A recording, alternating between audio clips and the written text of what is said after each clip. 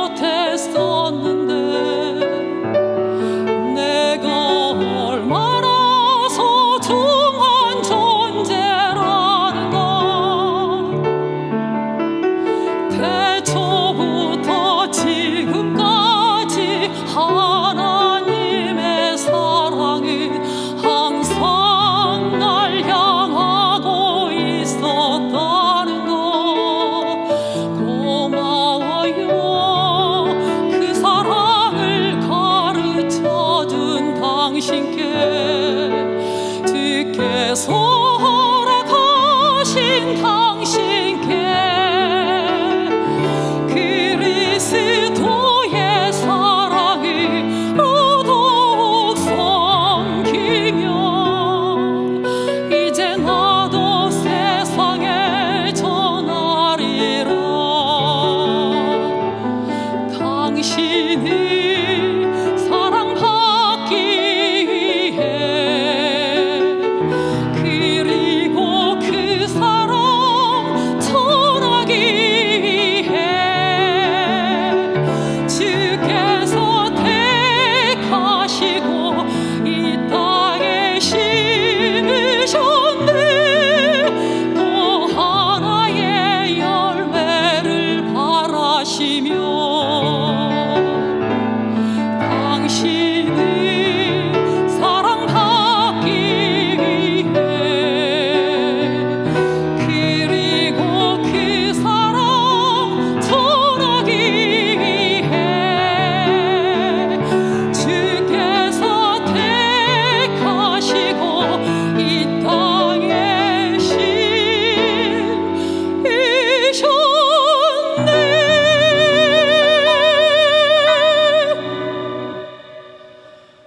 또 하나의 열매를 바라시며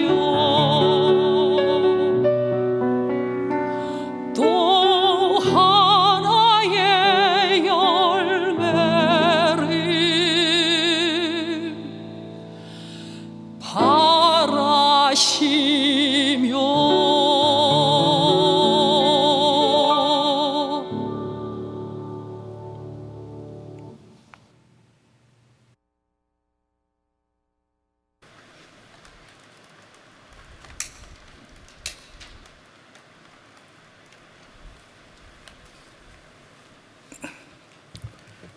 감사합니다. 성경 마태복음 22장을 찾겠습니다. 마태복음 22장.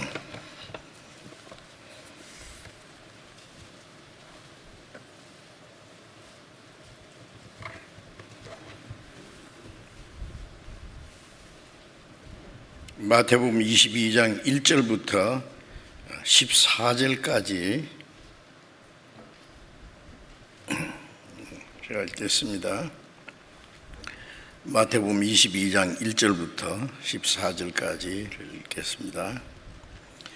예수께서 다시 비유로 대답하여 가라사대 천국은 마치 자기 아들을 위하여 혼인잔치를 베푼 어떤 임금과 같으니 그 종들을 보내어 그 청한 사람들을 혼인잔치에 오라 하였더니 오기를 싫어하거늘 다시 다른 종들을 보내며 가로되 청한 사람들에게 이르기를 내가 오찬을 준비하되 나의 소와 살찐 짐승을 잡고 모든 것을 갖추었으니 혼인잔치에 오소서 하라 하였더니 저희가 돌아보지도 않고 하나는 자기 밭으로 하나는 자기 상업차로 가고 그 남은 자들은 종들을 잡아 능욕하고 죽이니 임금이 노하여 군대를 보내어 그 살인한 자들을 진멸하고 그 동네를 불사르고 이에 종들에게 이르되 혼인잔치는 예비되었으나 청한 사람들은 합당치 아니하니 사거리길에 가서 사람들을 만나는 대로 혼인잔치에 청하여 오너라 한데 종들이 길에 나가 악한 자나 선한 자나 만나는 대로 모두 데려오니 혼인자리에 손이 가득한지라. 임금이 손을 보러 들어올세 거기서 예복을 입지 않은 한 사람을 보고 가로되 친구여 어찌하여 예복을 입지 않고 여기 들어왔느냐 하니 제가 유구무원이언을 임금이 사환들에게 말하되 그 수족을 결박하여 바깥 어둠에 내어 던지라. 거기서 슬피 울며 이를 갈미 있으리라 하니라. 청함을 받은 자는 많되 택함을 입은 자는 적으니라. 거기까지.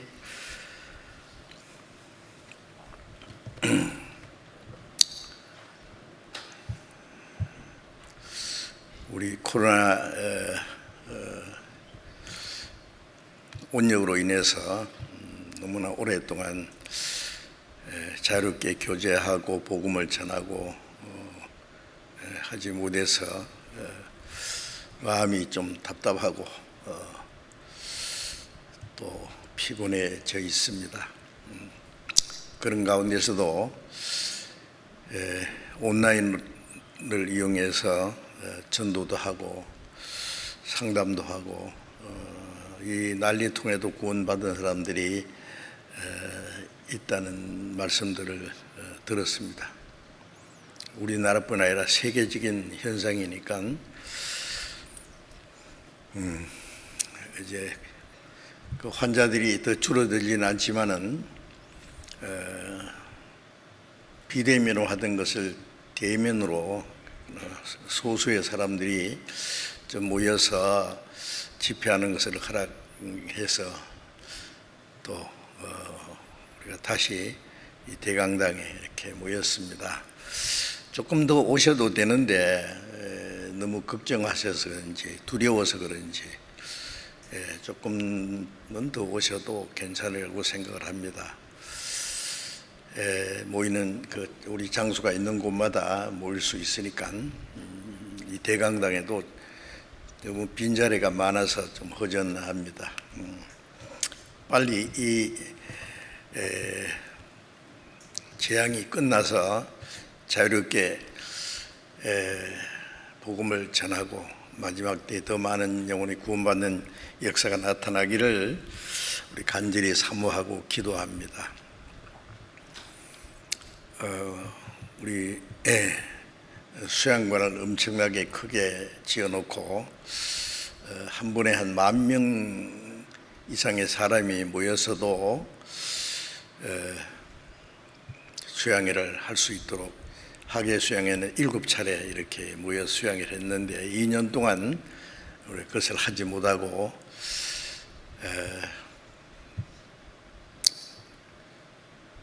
각 교회에서 온라인으로 소집하러 배로 이렇게 해서 너무나 아쉽고 답답한 마음입니다. 그래서 학예 수양회를 수양관에서 우리 간절히 원하지만 하지 못하지만은 온라인으로도 해야 되겠다 싶어서 지난번에 광고를 했다가 또 미뤘다가 이번에 이달 23일부터 예정대로 학예 수양회를 하려고 합니다. 물론 이제 전에처럼 많은 사람이 모이지 못하지만은 모일 수 있는 분은 만큼 모이고 그 외의 분들은 온라인으로 말씀을 듣고 전도하는 제가 듣기로는 이 어려운 가운데서도 그 각 가정에서 여러 가지 모습으로 전도하시는 분들이 많더라고. 그리고 그로 인해서 구원받는 사람, 그 형제 자매들의 기도와 수고가 헛되지 않도록 구원하시는 하나님의 역사가 있다고 생각합니다. 지금보다 또 훨씬 더 어려울 때 박희 시대에 복음 전하는 사람들이 감옥에 들어가고 그리스도인들이 핍박을 받을 때에도 굴하지 않고 열심히 전도해서 구원받는 역사가 나타나는데 그때 비하면은 우리는 더 좋은 환경에 더 좋은 조건 속에 있다고 생각하는데 그래서 전도를 못한다고 핑계해서는 안 되겠어요. 때를 어떤지 못했든지 호조건이든지 악조건이든지 복음 전하기를 힘쓰라고 하는 말씀처럼 우리가 어려운 가운데서도 기도하고 열심히 전도해서 아직 구원받지 못한 자기 가족들, 친척, 친구, 이웃 사람들에게 전도하고자 하는 간절한 마음을 가지고 하면은 그 수고가 헛되지 않도록 하나님이 많은 영혼이 구원받게 하시라고 생각합니다. 이제 얼마 안 남았는데 23일부터 한 주간 우리가 저녁에만 하기 때문에 온라인으로 한 주간 동안 집회를 수양회를 하기로 되어 있습니다. 그래서 오늘 전도를 위해서 이제 읽은 말씀을 중심해서 제목을 하나님의 잔치 초대라고 하는 제목으로 좀 말씀을 드리려고 합니다. 예수님께서 중요한 진리를 말씀하실 때에 비유를 들어서 말씀하시기를 아주 좋아하셨어요. 그래서 성경에 아주 중요한 진리를 우리가 알기 쉬운 그러한 사건을 들어서 비유로 그 중요한 진리를 설명하신 말씀들이 있는데, 마태복음만 해도 천국은 마치 무엇과 같다고 설명하신 말씀이 8번이나 나옵니다. 왜 천국은 마치라고 하면서 비유를 말씀하셨느냐 하면은 하나님은 죄인을 구원해서 천국에 들어갈 백성을 준비하시는 거예요.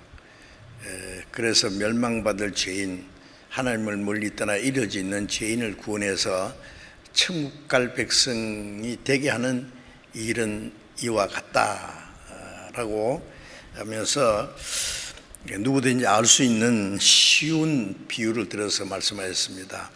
천국은 마치 겨자씨 하나를 밭에 심은 것과 같다. 씨를 땅에 뿌린 것 같다. 천국은 마치 가루 서말 속에 넣어 부풀게 한 누룩과 같다. 또 천국은 각종 물고기를 모으는 그물과 같다. 천국은 밭에 감추인 보화와 같다. 또 값진 진주를 구하는 장사와 같다. 또 신랑을 맞으러 나간 열처녀와 같다. 뭐 이렇게 여러 가지로 그 천국을 천국이라는 것은 지옥 갈 죄인이 어떻게 천국에 들어가느냐 그래요. 그것을 이제 알기 쉬운 비유를 들어서 이제 말씀하셨는데, 이제 읽은 말씀은 예수님이 비유를 들어서 천국은 마치 자기 아들을 위하여 혼인잔치를 베푼 어떤 임금과 같다. 임금이 아들을 위해서 혼인잔치를 베푸는데 그 잔치에 사람들을 초대했다. 그러면서 이제 자세히 설명하시고 있습니다. 물론 이 비유는 임금은 하나님을 가르치는 것이고 자기 아들은 예수 그리스도를 가르치고 예수 그리스도로 말미암아 많은 사람들을 하나님의 그 잔치에, 하나님의 즐거움에 초대할 것을 말씀을 하고 있습니다. 지금도 이제 결혼식 그 잔치를 하기 전에 초청하는 사람들에게 미리 이제 소식을 주지 않습니까? 전화를 한다든지 무슨 초대장을 보낸다든지, 그리고 또 그 기간이 길면 혹시 잊어버릴까 봐 다시 재차 설명을 할 수도 있죠. 여기 임금님은 참 세심하고 친절하신 분이라고 생각합니다. 그 초청을 했는데 초청한 사람들을, 종들을 보내서 그 먼저 청한 사람들을 또 오라고 했습니다. 혹시 잔치 초대를 잊어버렸을까 봐, 날짜도 혹시 잊어버릴 수 있잖아요. 다시 재차 초대. 그 다음에 또 세 번째는 혹시라도 안 올까 봐 또 다른 종들을 보내서 설명을 합니다. 내가 오찬을 준비하고 살찐 소와 짐승을 잡고 온갖 맛있고 좋은 음식을 다 예비했으니 잔치에 오소서. 이거는 한국하게 그 자기 잔치에 참여해 달라는 그 당부입니다.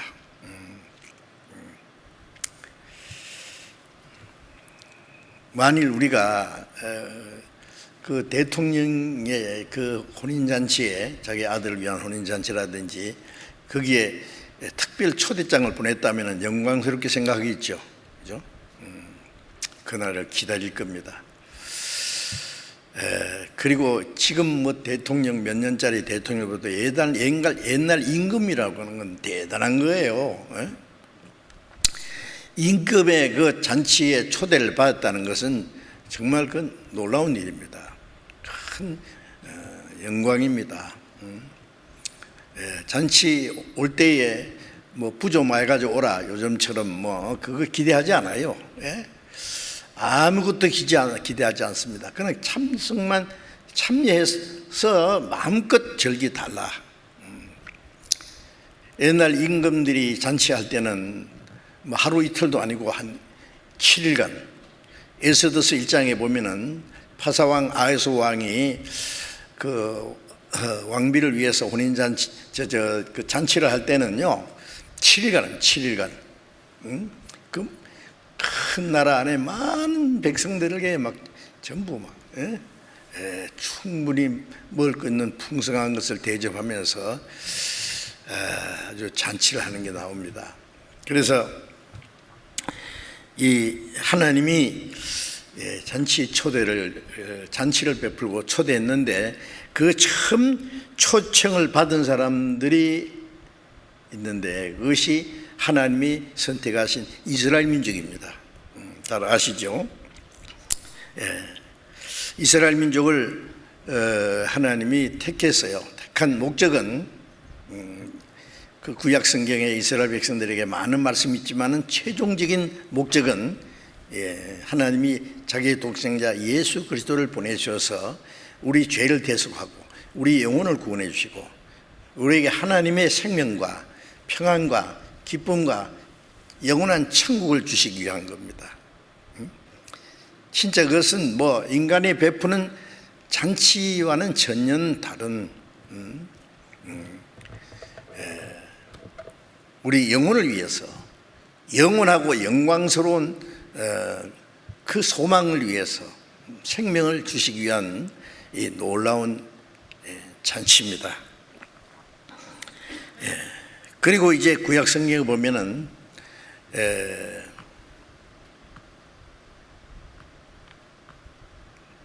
하나님이 보낸 선지자들을 통해서 가장 중요한 것은 예수 그리스도를 통해서 하나님이 구원하시는 은혜에 대해서 많은 예언을 하고 그 은혜를 받아들이라는 겁니다. 구약 시대에는 약속이고 그 다음에 그 때가 되면 그리스도가 실제로 오실 것에 대한 많은 약속이 있습니다. 그래서 여러 차례 선지자들 보내서 초대를 했죠.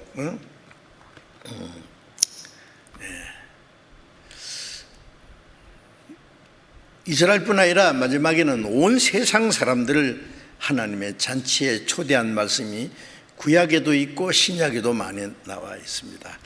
자, 먼저 이사야서 25장을 잠깐 보겠습니다. 이사야 25장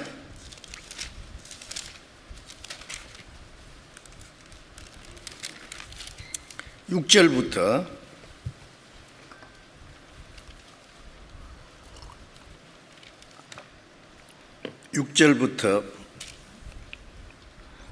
8절까지 제가 읽겠습니다.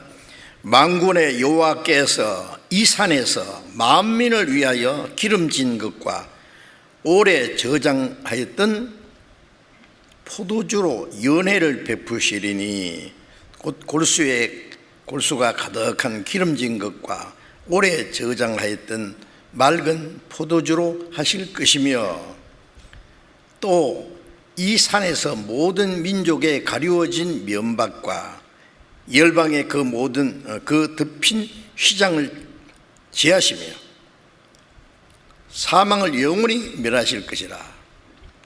주 여호와께서 모든 얼굴에서 눈물을 씻기시며 그 백성의 수치를 온 천하에서 제하시리라.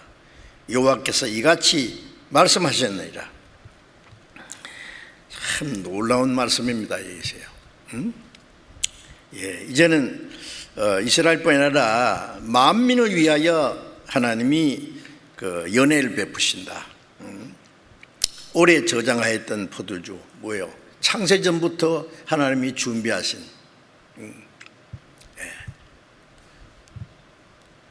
전도서 10장에 보면은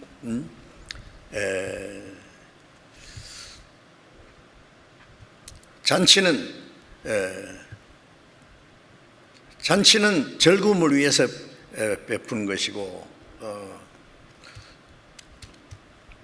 포도주는 생명을 기쁘게 하는 것이다. 오래 저장했던 그 포도주는 오래된 것일수록 아주 귀하다고 하지 않습니까? 맛도 특별하고 이것은 창세전부터 우리가 알기 전부터 하나님이 준비하신 하나님의 은혜를 가르칩니다. 예수 그리스도의 십자가 죽으시고 흘리신 피로서 또 기름진 것으로 맑은 포도주로 하실 것이며 모든 민족을 위해서 그 기름진 것과 오래 저장하였던 것으로 하고 모든 민족의 가리워진 면박과 가려진 하나님과 인간 사이에 죄로 말미암아 가려진 면박을 벗기고 하나님과 인간 사이에 가려졌던 휘장을 없이 하고 아시죠? 예수님 십자가를 죽음으로 휘장이 찢어졌지 않습니까? 사망을 영원히 멸하실 것이라. 죄로 말미암아 하나님을 떠나서 영원히 죽어 있고 이 저주받은 땅에서 인간이 진정한 행복도 기쁨도 평안도 없어요. 있을 수가 없습니다. 하나님께서 주시고자 하시는 것은 인간들이 이 세상에서 원하는 그 육신적인 즐거움, 평안, 행복, 쾌락을 주시라는 게 아니라 우리의 영혼의 평안, 영원한 생명과 천국 갈 수 있는 그 소망, 그것을 하나님이 주시기 원하시는 거예요. 그래서 사망을 영원히 멸하실 것이다. 예수님이 죄삭을 대신 갚으시고 사망의 권세를 폐하시고 우리에게 영원한 생명과 소망을 주실 것을 여기에 말씀했습니다. 이 이사야서는 지금부터 2700년 전에 예수님 오시기 약 700년 전에 예언된 말씀인데 그 백성의 수치를 온 천하에서 제하시리라. 여호와께서 이같이 말씀하셨느니라. 하나님이 약속하셨단 말이에요. 요한복음 2장에 보면은 예수님이 첫 번 행하신 이적이 갈릴리 가나의 혼인잔치에서 잔치를 베풀었는데 한참 잔치 중에 포도주가 모자랐다 그랬죠. 잔치는 희락을 위해서 베푸는 것이에요. 즐거움을 위해서. 포도주는 그 생명을 기쁘게 하는 거예요. 그 잔치에 포도주가 빠진다는 것은 생각할 수 없는 거예요. 그런데 포도주가 모자랐다는 말은 뭘 말해요? 기쁨이 끝난 거예요. 손님들이 이게 뭐야? 넉넉하게 준비도 안 하고 이래 사람을 초청해서 이게 무슨 꼴이야? 막 불평을 하고 말이에요. 이게 잔치가 아니라 이거 큰 문제가 생기는 거예요. 그래서 포도주가 모자라서 난처하게 된 이 잔치집을 위해서 예수님이 물로 포도주를 만드신 것이 예수님이 하신 첫 번째 이직입니다. 거기에 중요한 뜻이 있죠. 이 세상은 잔치는 베풀기는 했는데 포도주가 모자란 잔치집처럼 진정한 즐거움도 평안도 기쁨도 끝났어요.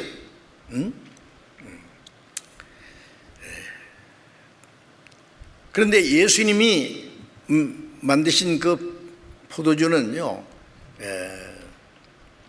연회장이 그랬잖아요. 사람마다 처음에 좋은 포도주를 내고 취한 후에는 맛을 잘 모를 때 낮은 포도주, 별로 가치 없는 포도주를 내는데, 여기에 예수님이 만드신 포도주 여기는 처음부터 너무 좋은 포도주다. 인간은 제 나름대로 잔치를 베푼다고 즐기는데, 인간의 그 잔치는 잠시 후에 다 꺼져버리는 거예요. 기쁨도 꺼지고. 누가복음 12장에 어떤 부자가 소출이 풍성해서 창고를 더 크게 짓고 열에 쓸 물건을 쌓아두고 이렇게 말했죠. 내 영혼아, 내가 열에 쓸 물건을 많이 쌓아두었으니 평안히 쉬고 먹고 마시고 즐거워하자. 하나님이 이 어리석은 자요, 좀 있으면 늙고 병들고 죽을 텐데 먹고 즐기자. 어리석은 자요, 오늘 밤에 네 영혼을 도로 쳐들이니. 그러면 네가 준비한 건 네 거냐? 그걸 가지고 누리겠다고? 누가복음 16장에 보면은 그 부자가 좋은 집에서 좋은 옷을 입고 날마다 호화로 연락했다 그랬죠. 날마다 잔치했다 그랬어요. 이제 그런데 그 집 앞에는 그 부잣집 대문에서 떨어지는 그 부스러기로 개와 같이 나눠 먹는 나사로라는 거지가 있었다. 그 비유가 참 특별합니다. 그런데 좀 있다가 거지 나사로도 죽고 부자도 물론 죽습니다. 죽으면 똑같이 옵니다. 그런데 죽은 후에 문제가 생겼어요. 부자는 음부에서 불 가운데서 고통을 했다 그랬죠. 보니까 나사로는 아브라함의 품에 낙원에 있거든요. 세상에 이룰 수가. 그래도 우리 집 앞에서 나사로 좀 먹다 찌꺼기라도 줬으니까 나사로를 보내서 내 혀를 좀 선하게 달라고. 아브라함의 말씀은, 야, 너는 세상에서 네 좋은 거 받았잖아. 그 끝이야. 그것으로. 나사로는 고난을 받았으니 나사로는 여기서 위로를 받고 너는 고난을 받느니라. 자, 이 뭘 말합니까? 인간들이 베푸는 잔치는 잠시 후에 끝나요.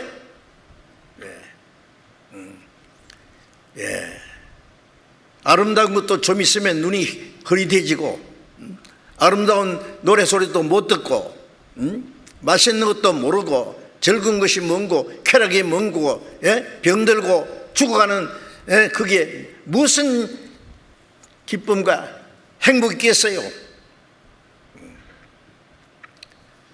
참 인간이에요. 길어봐야 몇십 년 안에 다 끝날 것을.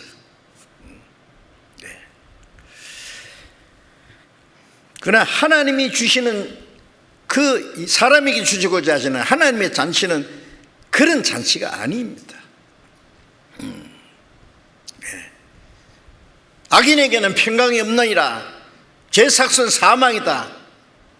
죄로 말미암아 영혼이 죽었고 하나님 멀리 떠나 이루어져 있고, 잠시 죽은 후에 심판과 지옥 갈 영혼에게 무슨 평강이 있고 기쁨이 있고 행복이 있겠어요?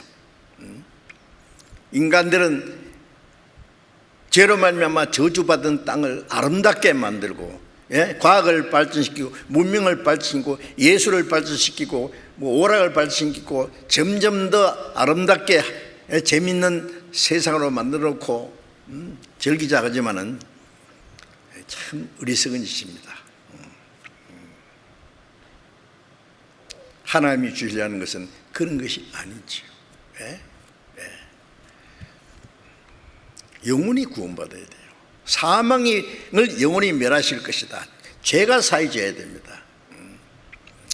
그러기 위해서는 하나님의 독생자가 십자가에 죽으셔야 돼요.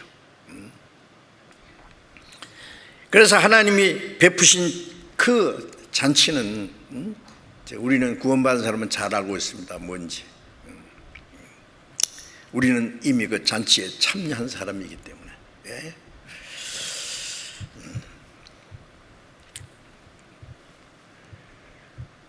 참된 평안과 기쁨.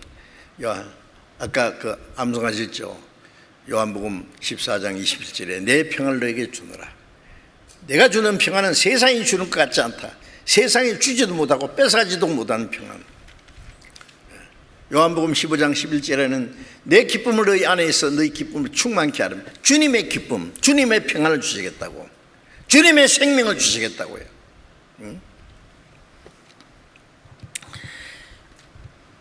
마태복음 11장 28절은 수고하고 무거운 짐진 자들아 다 내게로 오라. 내가 너희를 쉬게 하리라. 예. 이 세상에 살아가는 동안에 죄짐을 짊어지고 고생과 고통의 짐을 짊어지고 수고하고 무니 짐진 자들, 그 눌려서 죽을 뿐 아니라 지옥까지 떨어질 죄인들 내게 오라. 내가 너희를 쉬게 하리라. 예. 영혼의 참 안식과 영원한 천국의 그 안식을 주시려는 거예요. 내가 너희를 쉬게 하리라. 초청입니다.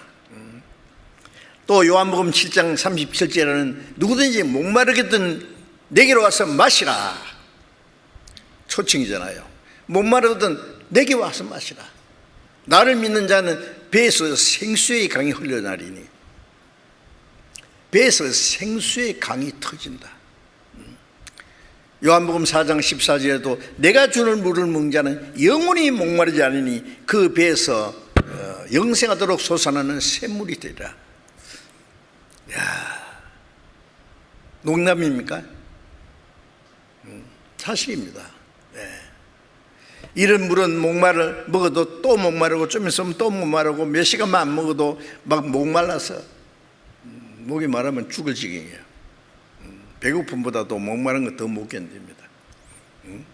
이 인간들은 세상에서 목말라서 계속 뭔가 헤매는 거예요.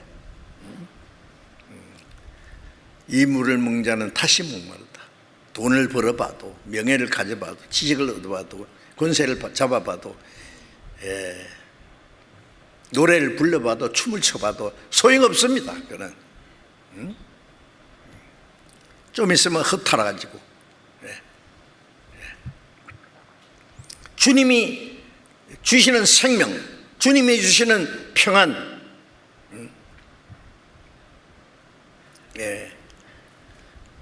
그걸 주시겠다는 겁니다. 또 이사야서 55장 보겠습니다. 이사야 55장.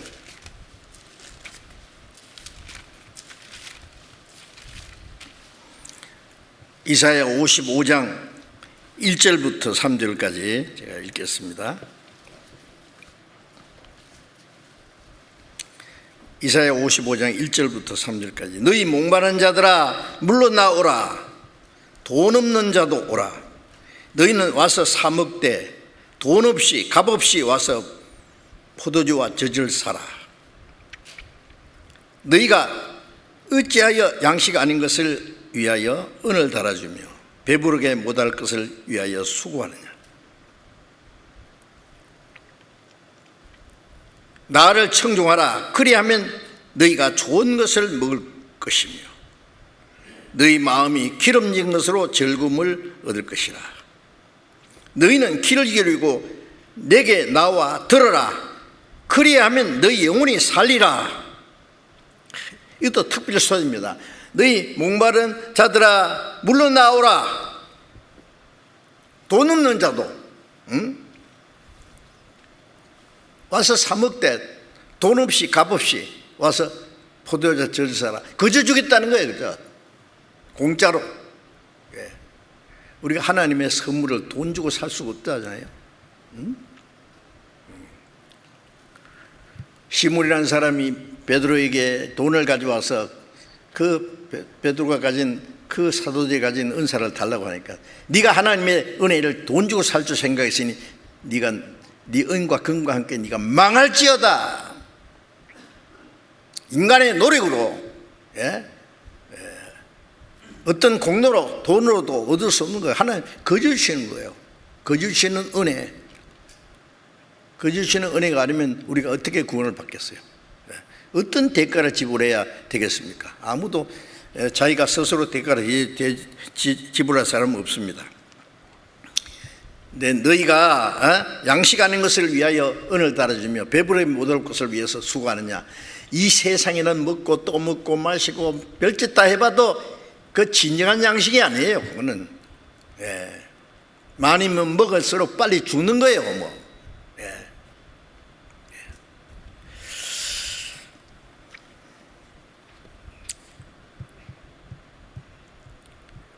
내게 나와 청종하라. 그리하면 너희가 즐거움을 얻을 것이요 좋은 것을 먹을 것이다. 귀를 기울이고 내게 나와 들으라. 그러면 너희 영혼이 살리라. 주님께 나와서 말씀을 들으면 돼요. 이 복음을 듣고 참으로 깨달은 날부터 듣고 깨달으면 우리가 하나님의 은혜의 복음을 듣고 깨달으면 되는 거예요. 이게 너무 간단한 거예요. 이 구약 성경에도 이런 말씀이 많이 있지 않습니까? 이 세상 사람들이 베푸는 잔치는 몇 시간 만에 끝나는 것도 있고 자기 개인이 준비하는 것도 길어봐야 몇 년 만에 끝납니다. 다. 어리석기는 거기다가 평안과 즐거움 얻으려고요? 처음부터 없는데 그게 흙것을 구하고 있는 거예요. 이 하나님의 잔치는 몇 시간 만에 며칠 만에 몇 년 만에 끝나는 게 아니라 하나님의 잔치에 참여하는 그날부터 영원히 계속되는 거예요. 천국까지. 그게 사실입니다. 하나님의 잔치에 참여한 사람들의 그 운명은 영원한 생명과 천국에서 영원히 계속될 겁니다. 그 잔치는.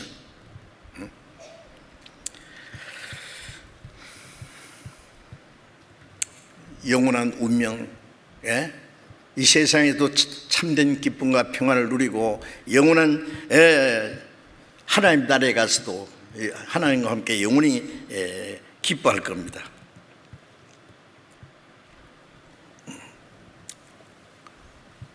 시편 4장 7절에도 다시 말하기를 주께서 내 마음에 두신 기쁨은 주님이 주는 기쁨이잖아요. 저희의 곡식과 새 포도주에 풍성할 때보다 더하니이다. 주께서 내 마음에 두신 기쁨, 그 있습니다. 그것이 주님이 주시는 평안. 그것은 저희의 곡식이라는 것은 그 당시에는 뭐 이 세상에 먹을 거 풍부하면 부자요. 포도주는 육신의 즐거움을 말하는 거예요. 그 풍성할 때보다도 주님이 주는 기쁨은 보다 훨씬 낫습니다. 낫고 말고.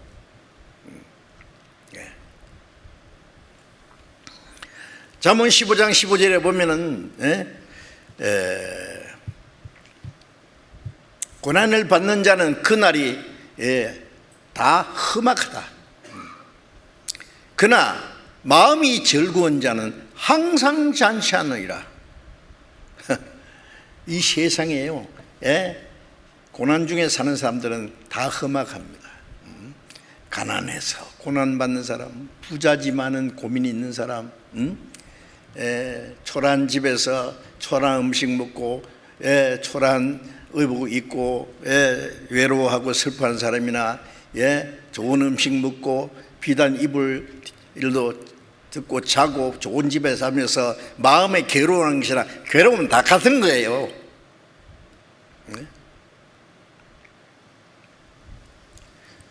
그날이 다 험악하다. 가난한 사람은 가난한 대로 불행하고 부자는 역시 불행해요. 안 불행합니까? 좋은 척 하지만 좋은 게 뭐 있어요? 거짓말이다. 마음이 절구한 자는 항상 잔치하느니라. 구원받은 사람들은 정말 뭐 밖에 어떤 일이 있어도 상관없어요. 영혼은 구원받았고 하나님이 주시는 기쁨과 평안이 있고 영원한 생명이 있고 소망이 있고 주님이 같이 계셔서 항상 잔치하는 거예요.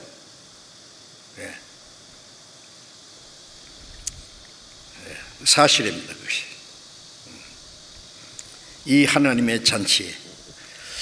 그런데 하나님의 잔치에 초대를 했는데 어떻게 됐습니까? 마태복음 22장 다시 돌아가 보겠습니다.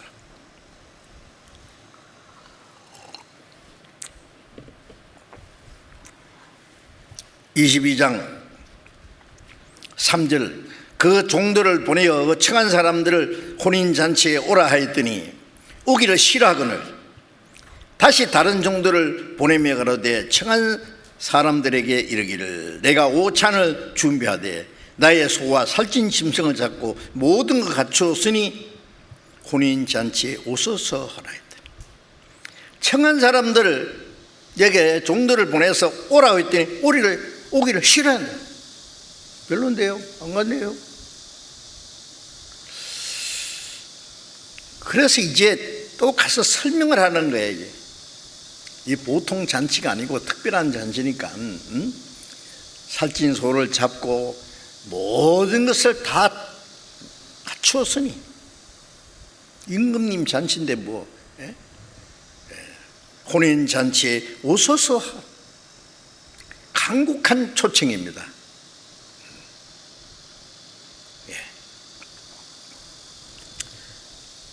그런데 오기를 싫어했다.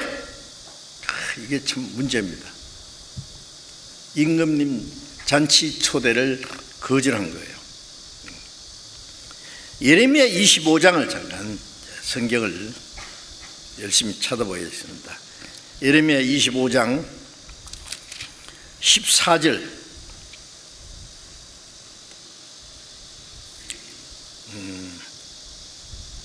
예레미야 25장 4절입니다. 4절 여호와께서 그 모든 종 선지자를 너희에게 보내시되 부지런히 보내셨으나 너희가 듣지 아니하였으며 귀를 기울여 들으라고도 아니하였도다. 자, 이게 하나님이 이스라엘 백성들에게 하나님의 종 선지자들을 보내고 부지런히 보내시고 또 보내고 또 보내고 보내셨으나 너희가 듣지 아니하였다. 귀를 기울여 들으려고도 아니했다. 세상에 이럴 수가 있을까요? 예? 임금님이 특별히 준비한 미리부터 계획하고 모든 걸 준비해놨는데 싫어했다. 하나님의 잔치는 잔치 준비하는데 미천이 얼마나 들었어요. 자기 독생자를 십자가에 죽어서 영원히 죄를 사하고 죄를 대속한 하나님의 큰 희생을 베풀었고 예수님 십자가에서 다 이루었다. 네 죄를 빽빽한 부르짖음의 사진같이 네 죄를 안겨서는 도말하였으니 오라 돌아오라 내가 너를 구속했어. 이 하나님의 특별 초대가 아닙니까? 그런데 싫다는 거예요. 예? 참 이게 이제 비극입니다. 이제. 예? 어떤 사람은 자기 밭으로 가고 자기 사업차로 가고 자, 안 들었습니다. 선자들 보냈고 세례요한도 보냈고 예수님 딱 증거했잖아요. 세례요한을 결국 그들이 죽였어요. 예수님 말도 듣지 않았습니다. 그리스도를 배척했습니다. 그런데 이 사람들이 초청받은 사람들이 임금의 그 특별 초대 잔치인데 왜 거절했을까요? 좀 이해가 안 되죠. 그 이유가 있습니다. 굳이 이유를 알자면 이스라엘 민족이 하나님이 보내심하고 약속하신 그리스도를 기다렸어요. 근데 약속대로 그리스도가 오셨는데 왜 그리스도를 배척했는지 아시잖아요. 이스라엘 사람들이 하나님의 율법을 범하고 우상 숭배한 죄로 하나님이 바벨론을 보내가지고 솔로몬이 지은 성전을 다 불질러 버리고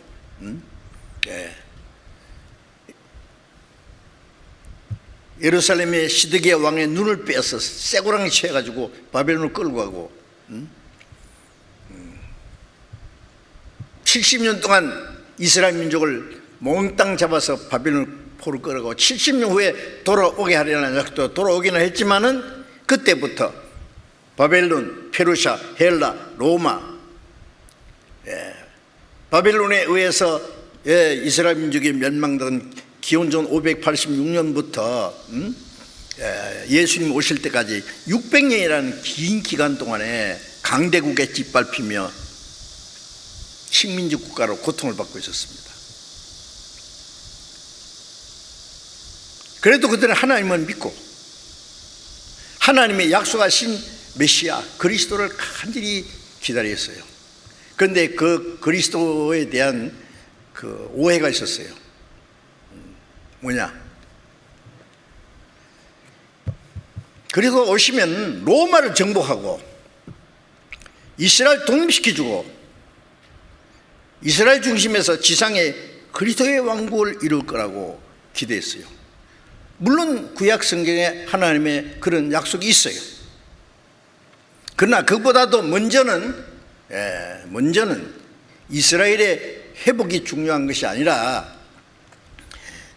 모든 사람들이 죄와 사탄의 권세, 죽음의 권세 사로잡혀서 영원히 지옥에 끌려가고 있는데 이들을 죄와 죽음과 사탄의 권세에서 해방시켜서 이 땅에 어떤 왕국을 건설하는 게 아니라 영원한 천국으로 데려가는 것이 하나님의 목적이거든요.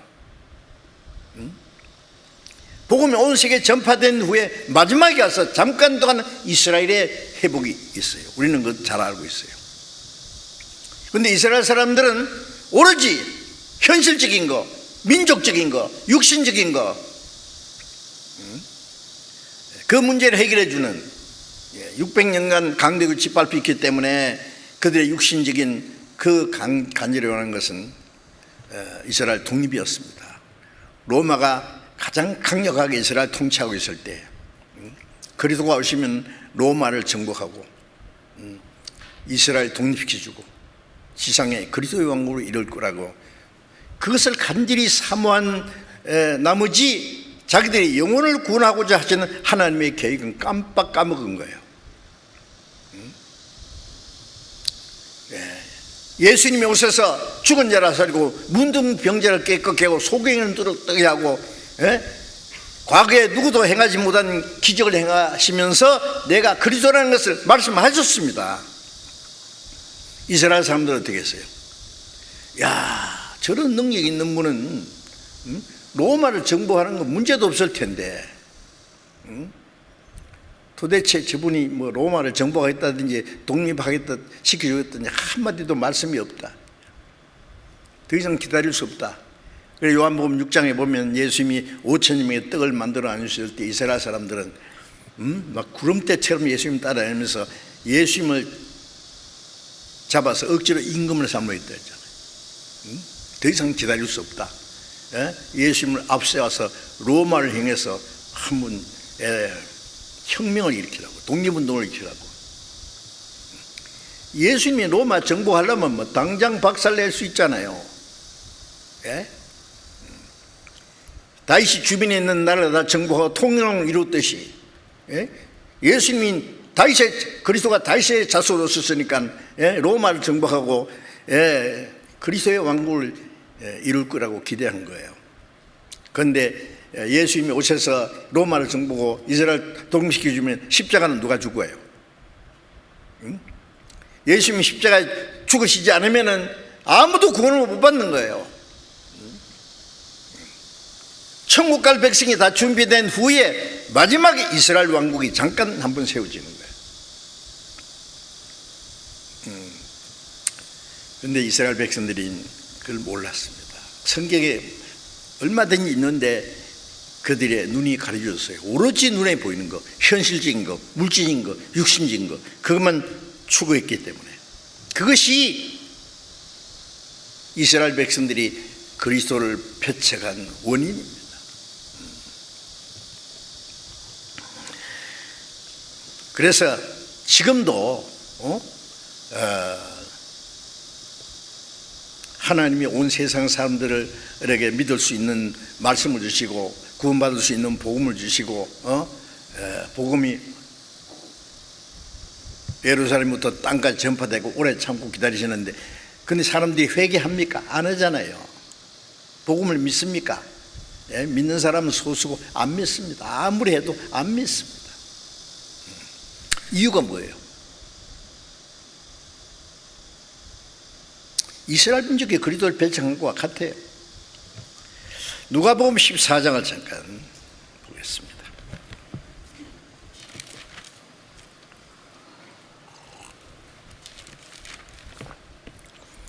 누가복음 14장 17절부터 20절까지 읽겠습니다.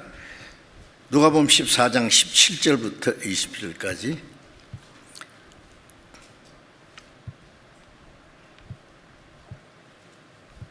잔치할 시간에 그 청하였던 자들에게 종을 보내어 가로되 오소서 모든 것이 준비되었나이다 하매 다 일치하게 사양하여 하나는 가로되 나는 밭을 샀음에 불갑을 나가 보아야 하겠으니 청컨대 나를 용서하도록 하라. 또 하나는 가로되 나는 소 5개를 샀음에 시험하러 가니 청컨대 나를 용서하도록 하라 하고, 또 하나는 가로되 나는 장가 들었으니 그러므로 가지 못하겠노라 하는지라. 자, 이 잔치 임금의 잔치 초대를 거절한 그 핑계를 보면은 뭘 알 수 있습니까? 말도 안 되는 거예요, 그거는. 응? 싫은 거예요, 그 잔치가. 그렇게 무슨 핑계든지 대야 될 거 아니에요. 말이 뭐냐면은 일치하게 사용하여 하나는 나는 밭을 샀음에 불갑을 나가보여. 밭을 샀으면 뭐 밭을 누가 떼매고 갑니까? 뭘 보러 가요? 이게 핑계가 됩니까? 밭을 샀으니까 또 가보고 싶은 모양이죠. 내가 산 밭이 대단하다, 큰 부자다. 땅이 있으면 막 땅땅거리고 한다 그러잖아요. 예? 부자. 예. 빌립보 3장 19절에 보면은 땅의 일을 생각하는 자라. 땅의 일을 생각하는 자. 예, 그것밖에 없어요. 밭을 샀으면 가봐야 된다. 잔치에 관심 없다. 또 한 사람은 내가 소 5개를 샀으니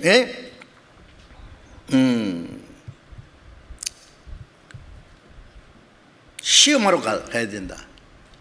아니, 그 2마리가 한 결이잖아요. 그럼 5결이면은 10마리입니다. 그러면 이 밭을 갈 때 소 2마리를 해서 한 결이로 해서 갈잖아요. 그러면 이 사람은 요즘 말로 분홍을 가진 사람이에요. 부자입니다. 그러면은 이 밭을 갈기 위해서 소를 5개를 살 때 시험 안 해보고 삽니까? 사놓고 시험합니까? 시험해놓고 하고 삽니까? 말도 안 되는 걸 핑계를 삼아요. 예? 시험하러 가봐야 된다. 소.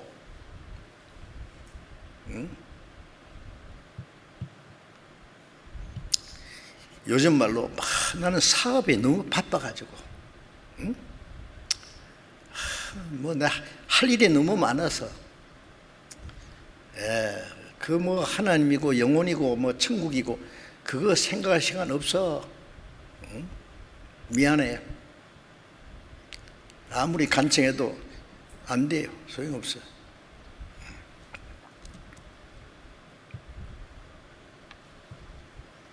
말도 안 되는 걸 가지고 핑계를 삼고 거절하는 거예요. 또 한 사람은 그럴듯합니다.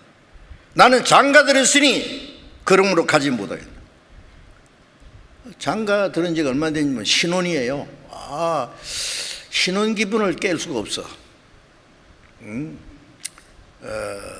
내 아내를 즐겁게 해야 되고 나도 즐거워야 되고. 그러니 그 잔치 안 가.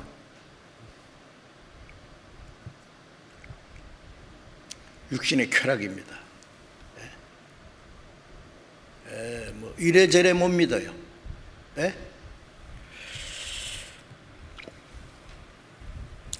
요한일서 2장 15절부터 17절까지 말씀 잘 아시죠? 이 세상이나 이 세상에 있는 것도 사랑치 마라. 이 세상에 있는 것들은 육신의 정욕과 안목의 정욕과 이생의 자랑이니 다 아버지로 쫓아온 것이 아니라 다 세상으로 쫓아온 것이라. 이 세상도 그 정욕도 지나가되 오직 하나님의 뜻을 행하는 자는 영원히 거하느니라. 이 세상이나 세상의 것을 사랑하지 마라. 세상에 있는 것은 육신의 정욕, 먹음직하고 안목의 정욕, 보암직하고 이생의 자랑, 탐스럽고, 지혜롭게 할 만큼 탐스럽고. 마귀가 아담을 타락시키기 위해서 사용한 무기가 뭡니까?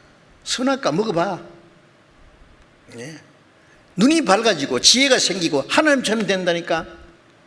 하나님 왜 너 못 먹게 한 줄 알아? 하나님처럼 될까 봐 시기해서 못 먹게 해. 그 하나님 거짓말쟁이야. 그러니까 듣지 말라고. 먹어봐. 안 죽어. 안 죽을 뿐 아니라 하나님처럼 된다니까.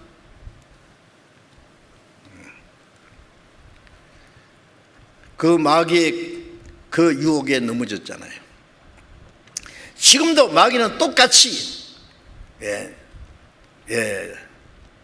먹음직하고 보암직하고 지혜롭게 함랑 탐스러운 거 전부 그걸 막 개발해가지고 연구해가지고 낚싯밥을 만들어가지고 탁탁해야 지옥으로 끌고 가는 거예요.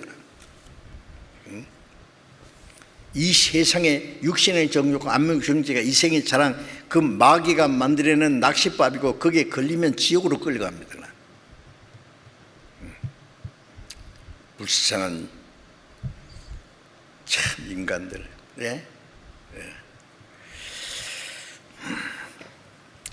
그 마귀가 사람들의 영혼을 멸망시키려고 만든 작전이라는 것을 몰라요. 괴테 파우스트 아시잖아요. 독일의 유명한 작가 괴테가 수십 년 동안 마지막 그가 심의를 기울여서 한 작품이 파우스트라는 작품입니다. 제가 독일에 갔을 때 그 괴테 집에 가봤어요. 옛날 집이라도 좋아요. 그 괴테의 얼굴도 그림으로 그린 거 옛날이니까. 그 괴테의 아내도 있고 그 옆에 괴테의 예인의 그림도 또 있어요. 이 괴테 자신이 마음대로 산 사람이에요.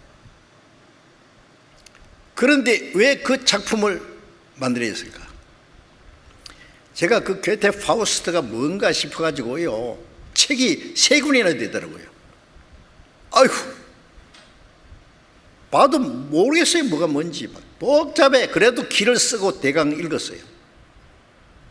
그 내용이 간단하게 뭐 파우스트로, 괴테 파우스트로 만드는 간단하게 만든 영화 편을 봤는데 그게 보면은요 정리가 돼 있어요. 이 파우스트 이제 한 사람 등장시킨 거죠. 학자예요. 나이 많은 학자. 루시퍼가 나타나서 말하기를, 파우스트, 당신 불쌍하다. 평생 학문이고 뭐 연구한다면서 이 세상의 즐거움을 모르고 살았잖아. 이대로 죽으면 억울하잖아. 예?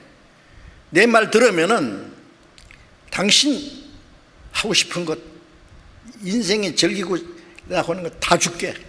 새파란 청년이 되게 하고, 예, 뛰어난 재능을 가지게 하고, 부자가 되게 하고, 네가 좋아하는 여자를 주고, 예, 세상에 좋은 거 다 주겠다. 그런데 조건이 하나 있다. 죽을 때 영혼만 내게 넘겨달라. 이야, 근데 파우스트가 오케이 사인했어요. 그 아세요? 그 얘기를 설명하려면 복잡하고 그게 맞은지는 모르겠어요. 그런데 그 확실한 것은 마귀는 이 세상에 인간들이 좋아하는 거 다 주고 줄 테니까 그 대신에 영혼만, 네 죽을 때 영혼만 내게 넘겨라. 그 사탄의 계획이 있지 않습니까? 그게, 예. 파우스트가 그렇게 살았어요. 근데 마지막에 회개하고 그걸 썼는지 모르지만 자기의 하나의 독백이에요, 그게. 아마 제가 생각할 때는요. 자, 이 세상도 정욕도 다 지나가되 오직 하나님의 뜻을 행한 자는 영원히 가는. 이 세상에 보암직하고 먹음직하고 탐스러운 지혜롭게 할 만큼 그 탐스러운 거 모든 것은 잠시 후에 지나갑니다. 눈 깜짝할 사이 하룻밤 꿈처럼. 그 다음에는 뭐가 있어요? 영원한 고통과 지옥의 형벌밖에 없어요. 하나님의 잔치를 거절한 사람들, 그보다 더 큰 죄는 없어요. 우리가 아는 대로 사람이 뭐 죄가 많아서 지옥 가는 게 아니잖아요. 착한 일 못해서 천국 못 가는 게 아니에요. 예? 누구든지 구원받을 수 있는 은혜 줬는데 그걸 거절하기 때문에 멸망하는 거죠. 왜 거절합니까? 당장 눈에 보이는 거, 현실적인 거, 육신적인 거, 육신의 쾌락, 마귀의 유혹에 끌려 가는 거예요. 지옥까지나. 예? 불쌍한 사람들. 예?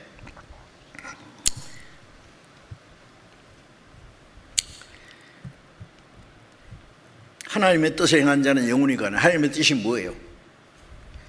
예? 인간을 향하신 하나님의 뜻이라는 거, 하나님이 원하시는 겁니다. 뭐예요? 예. 비록 죄를 지었지만은, 타락했지만은, 하나님을 배반했지만은 그 속에 하나님의 형상대로 창조하신 귀중한 영혼이 있기 때문에 이 영혼을 사랑하십니다. 불쌍히 깁니다. 아무도 멸망하는 걸 원치 않습니다. 악인이 죽는 것, 멸망하는 걸 기뻐하지 않고 그 죄인을 용서하고 구원하는 일을 하셨어요. 하나님이 세상을 이처럼 사랑하사 독생자를 주셨다. 속죄제물로 내주시고 죄값을 갚아주시고, 예? 사망을 영원히 멸하고 부활하심으로 영원한 생명을 주시고 믿을 수 있는 증거를 주시고, 예? 요한복음 6장 40절에 하나님의 뜻은 이것이니 아들 보고 믿는 자마다 영생 얻는 것이라. 예수 그리스도는 은혜를 깨닫고 영생 얻는 게 하나님의 뜻이에요. 그 하나님의 뜻을 행하는 자는 영원히 거하느니라. 영생 얻는 거예요.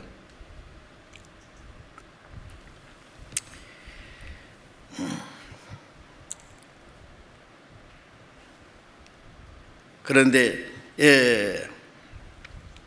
이 세상의 헛된 것을 위해서 이 하나님의 은혜의 잠치에 참여하지 못하는 사람들은, 이 하나님의 초대를 거절한 사람들은, 예? 잠시 후에 영원한 하나님의 진노와 심판을 받게 될 거예요.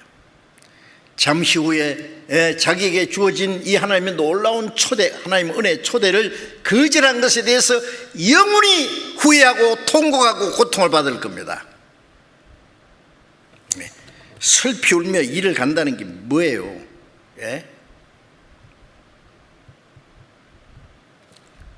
구원받을 수 있었는데 얼마나 후회했어요. 이거 평생 영원히 그냥 영원히.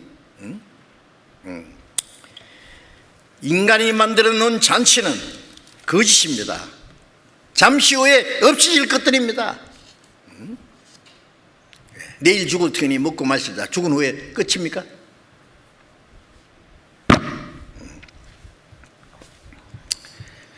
그 먼저 하나님의 초대를 받은 이스라엘 민족이 하나님의 보내신 그 하나님의 초대를 거절할 뿐 아니라 선지자들을 핍박하고 그리스도를 핍박하고 죽였습니다. 자, 마태복음 22장에 다시 잠깐 봅니다. 마태복음 22장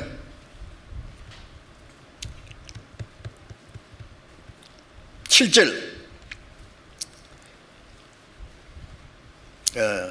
5절 봅니다. 저희가 돌아보지도 않고 하나는 자기 밭으로 하나는 자기 사업처라고 하고 그 남은 자들은 종들을 잡아 능욕하고 죽이니 임금이 노하여 군대를 보내어 그 살인한 자를 진멸하고 그 동리를 불사르고. 아니 거절하고 그리고 거절하고 그 다음에 어떻게 했어요? 안 간다는데 왜 그래 귀찮게 때리고 능욕하고 잡아 죽였어요. 하나님이 보내신 종들을, 그 임금이 보낸 종들을. 그 임금이 어떻게 했어요? 이런 놈들이 있어. 임금의 특별 초대를 거절할 뿐 아니라 내가 보낸 종들을 죽여. 그래서 임금이 노하여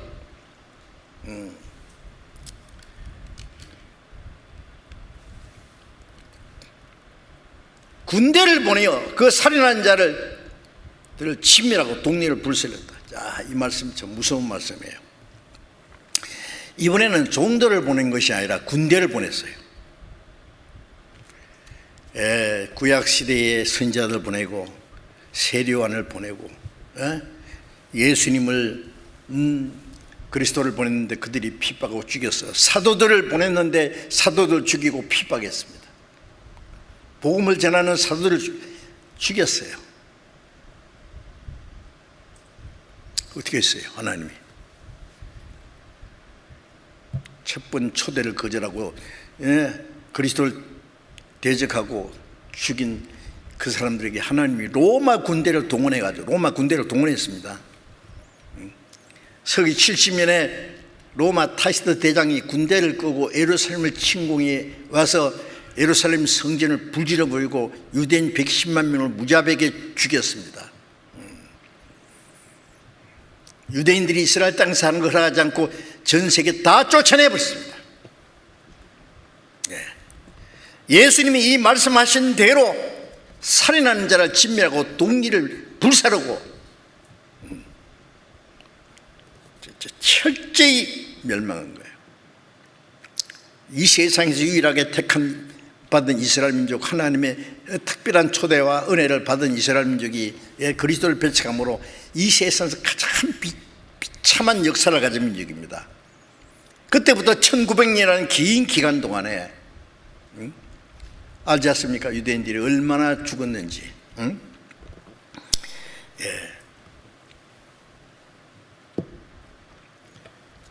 마태복음 23장 보겠습니다. 23장 33절 33절부터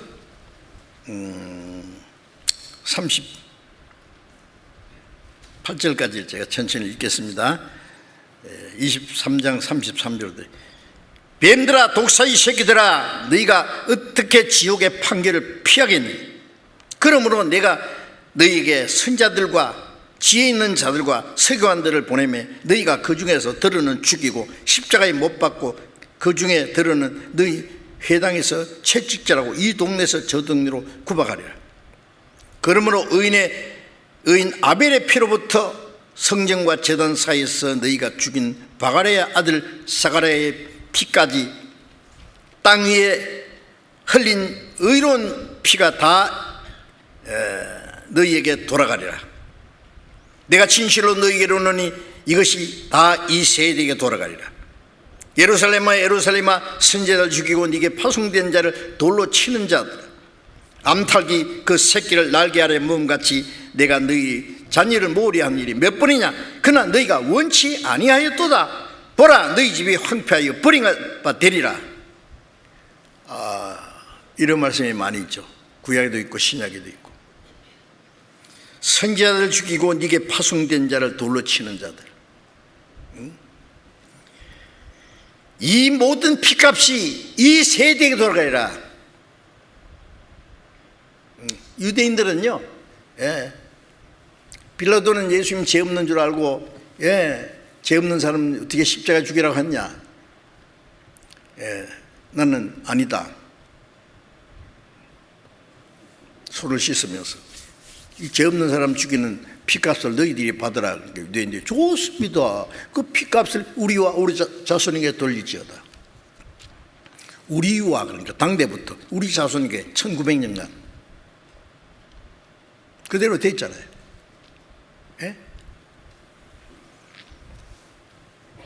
이 세대는 그리스도를 십자가에 못 박아 죽인 그 시대 사람들이 살아있을 때, 예수님이 33년 중에 죽으셨는데 서기 70, 불과 37년 후에 이스라엘은 다 멸망했습니다. 전 세계 쫓아냈습니다. 1900년간. 1939년부터 1945년 사이 2차 세계대전 당시에 유럽에서 죽은 유대인만 해도 600만 명, 무지하게 전 세계 가는 곳마다 온갖 순환과 학살당했지 않습니까? 왜요? 그리스도를 십자가에 못 박아 죽인 그 대가입니다. 대가. 피값이 그들과 그 자손에게, 그리스도를 배척한 죄가 얼마나 무섭다는 것을 실제 역사를 통해서 온 세상 사람에게 보여주신 겁니다. 예루살렘아 예루살렘아 선지자를 죽이게 네게 파송된 자를 돌로 치는 자들아, 암탉이 새끼를 날개 아래 모음같이, 암탉이 새끼를 위험한 가운데서 불러 모으잖아요. 그래 딱 보옵니다. 어떤 집에 불이 났는데 흙간에 보니까 암탉이 타 죽었는데 이렇게 들어보니까 밑에 뿅아리가 살아있더래요. 타 죽으면서도. 하나님 독생자가 십자가 죽으면서도 그들을 구원하려고 너희를 모으려 한 일이 몇 번이냐. 하나님의 사랑 안에. 그러나 너희가 원치 아니하였도다. 보라, 너희 집이 황폐하여 버림받으리라. 예루살렘은 다시는 하나님의 집이 아니고 너희 집이요. 이제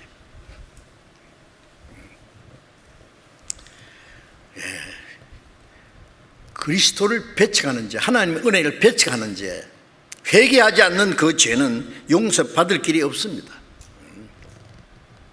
요한복음 3장 18절에 저를 믿는 자는 심판을 받지 않는 것이요 믿지 않는 자는 하나님의 독생자의 이름을 믿지 아니함으로 벌써 심판을 받은 것이라. 요한복음 3장 36절에는 저를 믿는 자는 영생이 있고 믿지 않는 자는, 순종치 않는 자는 영생을 보지 못하고 도리어 하나님의 진노가 그 위에 머물러 있는, 하나님의 진노가 쏟아질 거예요. 지금도 믿지 않는 모든 사람에게 하나님의 진노가 쏟아집니다. 누가복음 23장 31절에 푸른 나무도 이같이 하거든 마른 나무 어떻게, 푸른 나무고 마른 나무 같다고 부질러버리면 푸른 나무가 타버릴 정도 되면 마른 나무는 얼마나 더 잘 타겠느냐고요. 하나님의 택한 율법을 지키는 이스라엘 백성들도 그리스도를 배척한 죄로 이렇게 멸망했거든. 마른 나무 같은 이방인들이 그리스도를 배척하면 얼마나 큰 벌 받겠느냐. 영원히 지옥이죠. 다. 이스라엘 백성들은 자기 땅에 오신 그리스도를 배척했고, 이방인들은 예루살렘부터 시작해서 온 세상에 복음이 전해지는 동안에 복음을 배척했어요. 복음을 배척하는 것은 이스라엘 민족이 그리스도를 배척하는 죄와 똑같습니다. 그건 용서 못 받는 거예요. 용서받을 수 없는 죄. 이 복음이 예루살렘과 온 유대와 사마리아와 땅 끝까지 전파될 거라고 말씀했는데, 복음이 온 세상에 전파되면 그제야 끝이래요. 복음이 온 세계에 전해졌어요, 이제는 다. 예? 신약, 우리 성경이 말이죠. 성경이 지금 3천 몇백 방언으로 번역이 됐지 않습니까? 온 세상 말로 다 번역됐, 온 세상에 다 전해졌습니다. 땅까지 전해졌습니다, 이제. 그래도 끝까지 믿지 않는 사람들, 회개하지 않는 사람들에게 하나님의 심판이 임하죠. 시편 7장 12절을 보면 사람이 회개치 않으면 하나님이 그 칼을 가르시며 심판의 칼을 갑니다. 그 활을 이미 당겨 예비하셨도다. 회개하지 않는다는 심정을 향해서 하나님이 화살을 겨냥하고 있습니다. 그 만든 살은 화전이로다. 화전이 뭐예요? 옛날에 전쟁할 때 그 화살에다 불을 붙여가지고 쏘면요 다 타 죽어요. 그나. 지금 화전이 뭐예요? 핵미사일입니다. 핵미사일. 핵미사일은요 이렇게 엄청나게 지금 핵전쟁이 나면은 지구가 100번 이상 불탈 거라고 했는데 왜 만들어놨습니까? 끝까지 복음을 배척하는 사람들을 불태우려고 만든 화전입니다. 이게 틀림없는 거예요. 그래도 회개 안 해?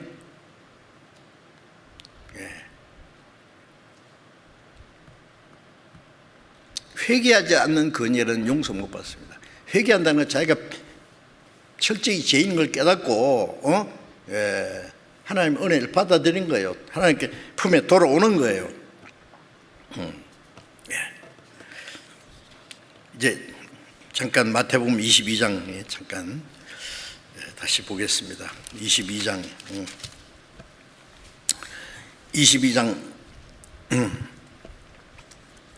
4절부터 봅니다. 4절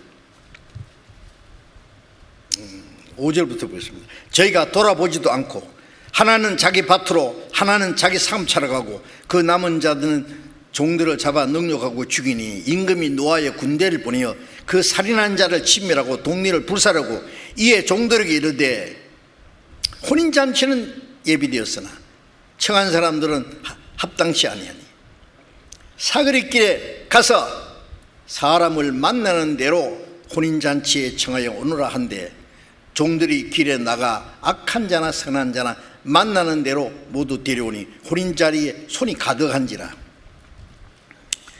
자, 이제 이스라엘 백성들 그리스도를 배척한 유대인들에게 이를 하나님이 심판하시고 전 세계에 흩어버린 후에 유대인들이 전 세계에 흩어지는 동안에 복음이 온 세계에 전했어요. 사거리길에 가서 만나는 대로 들어만 사거리 가면 뭐가 있어요? 잘난 사람, 못난 사람, 부자, 가난한 사람, 유명한 사람, 천한 사람, 별별 사람이 다 지나갑니다. 그게 만나는 대로 만나는 대로. 우리가 어떤 사람 만납니까? 별별 사람 다 만나죠. 만나는 대로 데려와서 혼인자리 잔치에 청하여 오너라. 하나님의 잔치에. 이거 특별한 겁니다. 못난 자들, 죄 많은 사람들, 가난한 사람들, 병신들, 멸시받는 사람들, 소외된 사람들, 별별 사람들 무조건 데려와. 이 혼인잔치에 채우라. 종들이 길에 나가서 악한 자나 선한 자나 만나는 대로 데려왔다. 혼인자리에 손이 가득했다. 뭘 말합니까? 사거리길은 동서남북 온 세계. 시편 50장 1절에 보면 전능하신 하나님이 말씀하사 하늘 이 끝부터 저 끝까지 온 세상을 부르셨도다. 하나님이 하늘 이 끝부터 저 끝까지 온 세상을 부르셨어요. 복음이 온 세계에 전해지는 것은 하나님이 돌아오라고 부르시는 거예요. 이사야 45장 22절에 보면 땅끝의 모든 백성아 나를 악마하라 그러면 구원 얻으리라. 땅끝의 모든 백성아 나를 보라 말이야. 하나님 은혜를 보라. 십자가를 보라. 믿으라고 말이야. 그러면 구원 얻으리라. 땅끝의 모든 백성에게 복음이 전해졌어요. 예수님이 하신 이 말씀대로 우리는 정말 땅 끝에 사는, 동쪽 끝에 사는 마지막 사람들, 우리까지 복음이 전해졌습니다.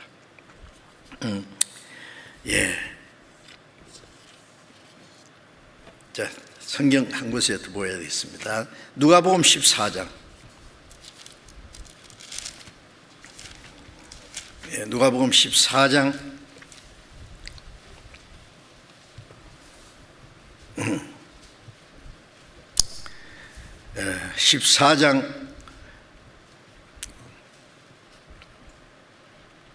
21절부터 읽겠습니다.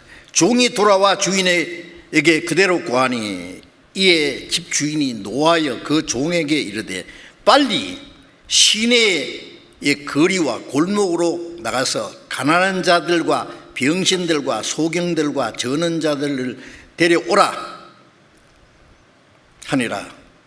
종이 가로되 주인이여 명하신 대로 하였으되 오히려 자리가 있나이다. 주인이 종에게 이르되 길과 산울로 나가서 사람들을 강건하여 데려다가 내 집에 채우라.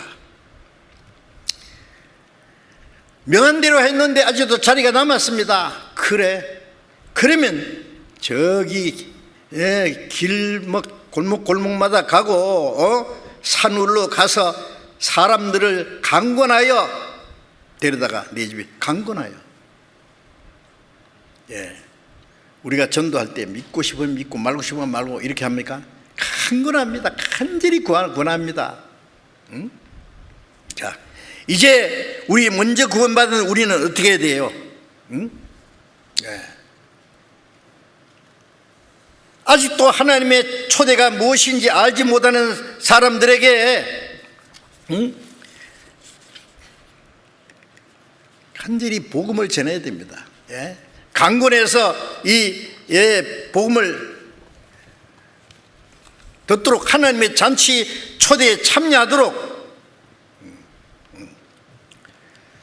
하나님의 잔치에 초대해서 죄사함 받고 하나님의 은혜로 말미암아 구원받고 영원한 생명과 천국 갈 소망을 가지도록 강건해야 될 겁니다. 강건해야 돼요.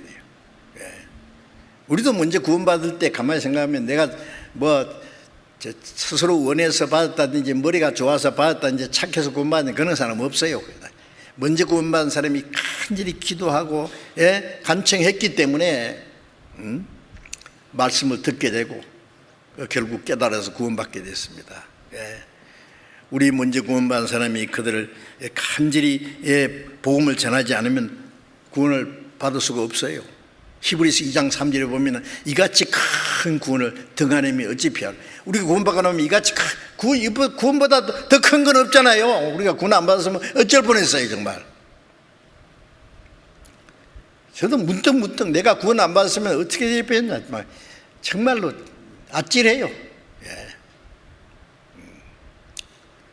이같이 큰 구원을, 자기 구원이 크고 귀한 줄 알면 남의 구원도 귀한 줄 알아야죠. 받고 싶으면 받고 말고 싶으면 말아 이렇게 내버립니까? 간절히 또 권하고 기도하고 눈물 흘리면서 기도하고 해봐요. 그래서 그 다른 사람의 영혼을 구원하기 위해서 간절히 구해야 됩니다. 이번 수양회 때예요. 하나님이 잔치 초대입니다.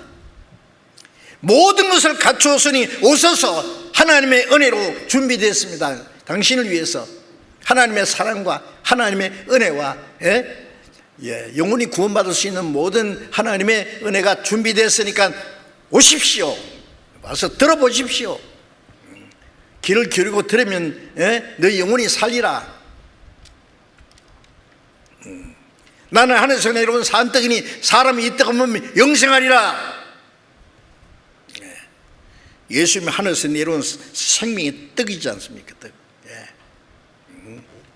이 떡을 먹으면 구원받으면 참된 평안이 있고 기쁨이 있고 영원한 생명을 얻고 천국과 소망이 있는데 이게 얼마나 놀라운 거냐고요. 이 사실을 우리는 전해야 됩니다. 이번에도 많은 영혼이 구원받을 수 있도록 우리가 간절히 기도하고 전도하면 하나님이 우리와 함께 역사하실 겁니다. 구원받은 사람이 너무너무 적습니다. 하여튼 실망하지 말고 이번에도 어려운 가운데서도 최선을 다해서 전도하시면 하나님이 우리가 생각밖에 큰 기적을, 능력을 나타내실 겁니다. 기도하겠습니다. 자비로우신 우리 아버지 하나님,